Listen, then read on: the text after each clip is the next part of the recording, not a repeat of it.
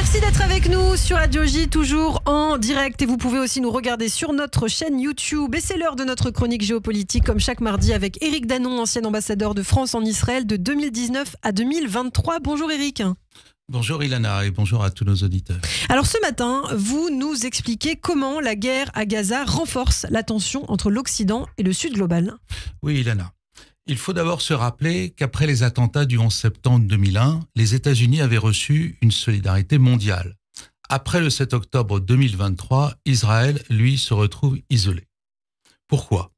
Parce que le monde a profondément changé, et notamment dans la manière dont on perçoit désormais ce qu'est le mal absolu. Vous voulez dire que cette notion a évolué avec le temps ? Exactement.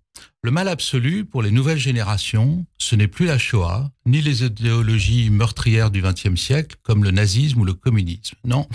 Pour beaucoup aujourd'hui, le mal absolu, c'est le colonialisme. Un colonialisme qui peut prendre différentes formes, oppression des minorités, domination géopolitique, etc.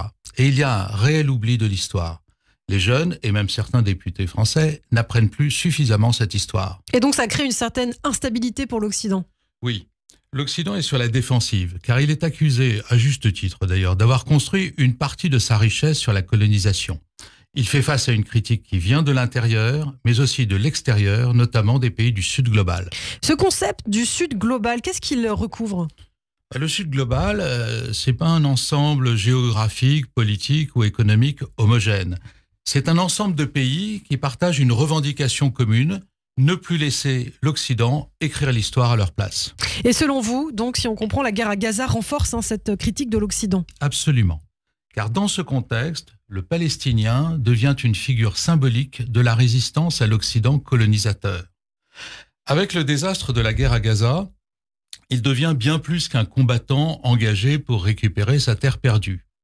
Une première étape avait été franchie dans les années 70, où le fedayeen en kéfier avait été valorisé comme symbole de la lutte contre l'impérialisme américain, Yasser Arafat étant régulièrement comparé à Che Guevara.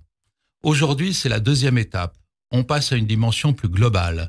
Le Palestinien devient un symbole mondial de la résistance à un colonialisme occidental dont Israël serait le dernier représentant à abattre. Oui, sauf que cette lutte n'est plus portée par un leader charismatique comme à l'époque Arafat. Oui, vous avez raison. Aujourd'hui, cette lutte n'a plus de figure emblématique, aucun leader palestinien n'étant à la hauteur pour l'incarner. Mais elle a un symbole, le drapeau palestinien. Et on voit maintenant celui-ci, par exemple, partout en France, en toute occasion, que ce soit leur démarche contre la réforme des retraites, dans les stades de foot ou dans les universités.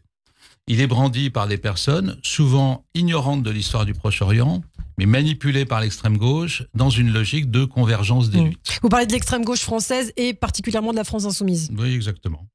Pour certains leaders de la France insoumise, le Hamas n'est pas vu comme un groupe terroriste, mais comme un résistant. Et dans leur discours, les victimes juives pèsent moins que les Gazaouis. Cela a même été une priorité de leur campagne électorale en 2024. Alors malgré tout, vous notez quand même, Éric, un certain malaise au sein de la gauche. Oui, un malaise se fait jour même à gauche. Si certains se rallient à cette rhétorique, d'autres commencent à s'en distancer. On réalise, lentement mais sûrement, que le Hamas, qui est la branche palestinienne des frères musulmans, n'a jamais fait que le malheur des Gazaouis.